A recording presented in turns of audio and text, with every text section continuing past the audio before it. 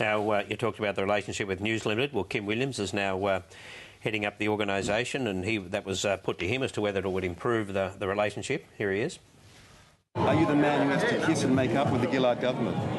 Oh, I think that's a fair. That's just trying to do a bit of a beat up. It's trivialising an important issue that a free and independent media must always examine governments and oppositions and do so confidently and independently. I think we have a kind of national glass jaw syndrome in a lot of political life at the moment, and that's to be regretted. Will it make any difference? Well, I wonder why Hartigan wasn't allowed to go through to 65 for a start. Maybe you have some inside goss on that, George. But Hartigan had been with the company for, oh, well, you know, maybe he didn't want to. Well, maybe not, but he didn't look too happy in the pictures. I mean, I just was looking at the body language in the. I mean, definitely there's a lot of problems, a lot of grief between with the government.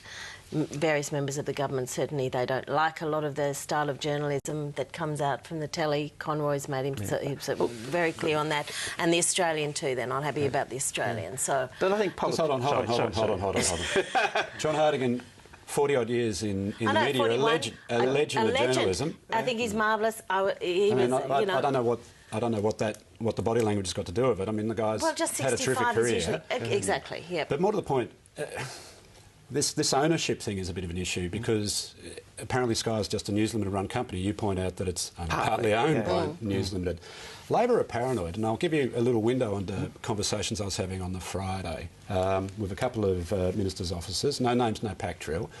Their questioning now becomes, well, you know, how are you going to report this? I'm straight. What's the headline going to say? Oh, I don't write the headline. Oh, what's Tony Abbott going to say once your article's published? They're spooked. This has nothing to do. This has nothing to do with what I do for my day job. Very quickly, Brian, we have to move on. Well, I think there's an element of politicians need to stay back off the media. When Kevin Rudd, and this is from a very reputable person within News Limited, Kevin Rudd asked Murdoch to sack Chris Mitchell as editor-in-chief of the Australian. Murdoch, as he should have, refused. He should have given him a pay rise the minute a politician asks for that. When he was Prime Minister? When he was Prime Minister during a visit in New York. Yeah. All right, more with our panel shortly. Kerry-Anne Walsh, Brian Toohey and George Megalogenis. But now, here's Mike Bales and Talking Pictures.